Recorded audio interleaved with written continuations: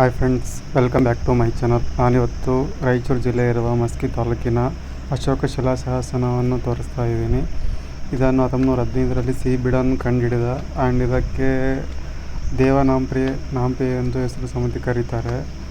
ಇದು ಬ್ರಾಹ್ಮಿ ಲಿಪಿಯೊಳಗಿದೆ ಅಂತ ಹೇಳಿದ್ದಾರೆ. ಜಸ್ಟ್ ಶೋ ಮಾಡ್ತಾ ಇದ್ದೀನಿ. ಯಾರೋ ಮಲಗಿದಾರಲ್ಲಿ ನೋಡ್ತಾ ಇದ್ದೀನಿ. ಜಸ್ಟ್ ಒಬ್ಬನೇ ಇದ್ದಾನೆ, ಒಬ್ಬರೇ ಇದ್ದಾರೆ, ಯಾರೂ ಇಲ್ಲ ಪ್ರೆಸೆಂಟ್. ಇದೆಲ್ಲ ಊರಿಂದ ಸ್ವಲ್ಪ ಹೊರಗಡೆ ಆಗುತ್ತೆ, ಸೊ ಹಂಗಾಗಿ ಯಾರೂ ಇರಲ್ಲ. ಇದೇ ಅದು ಇಲ್ಲಿ ದೊಡ್ಡ ಬಂಡೆ ಕಾಣುತ್ತಲ್ಲ, ಅದ್ರ ಮೇಲೇ ಬರೆದಿದ್ದಾರೆ ಅದನ್ನು ಲಿಪಿಗಳೆಲ್ಲ. ಈ ಕಡೆ ಸೈಡಿಂದ ಕಾಣುತ್ತೆ ಎಲ್ಲ ಅದು.